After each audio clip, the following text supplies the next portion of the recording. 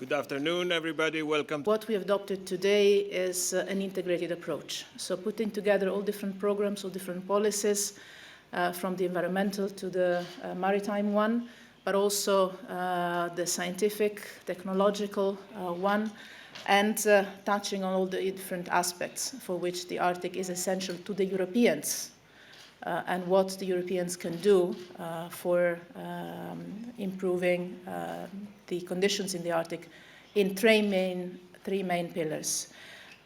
One is obviously the climate change related one and the environmental one. The second pillar of our Arctic policy is on the economic and social dimension, making sure that the development of the Arctic, which has a huge economic potential, is done in a sustainable way, and that there is a social part to it, especially looking at the conditions of the indigenous peoples and the need to ensure that the development of the region is taken in a sustainable way.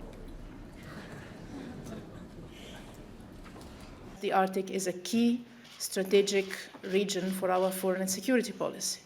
It's the only place in the world where three continents and major players in the world meet, being it Russia, the United States, Canada, several EU member states, several European countries, two notably that are not members of the European Union but with which we work a lot.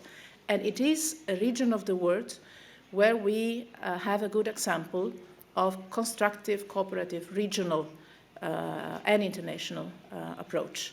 And it is a key interest of the European Union and of the European citizens to make sure that the constructive international cooperation there is maintained and even increased, and that the European Union is part of that.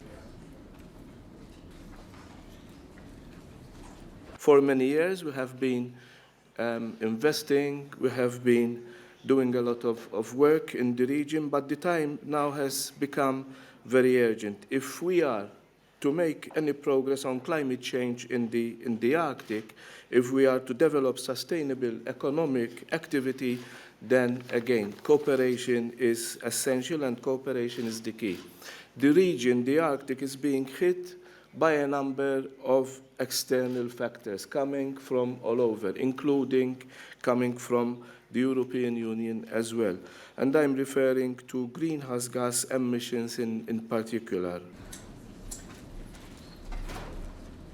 The importance of the Arctic for the European Union is also a strategic one. European companies are developing innovative cold climate technologies, and we are developing farmed fish techniques for the Arctic regions and clean energy advances as well.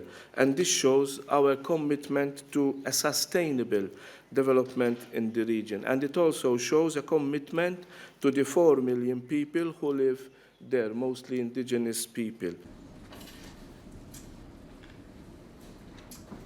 This communication also allows for a more focused and a more integrated policy towards the Arctic region, and it also helps us to strengthen our already substantial presence in the region. You made the joke.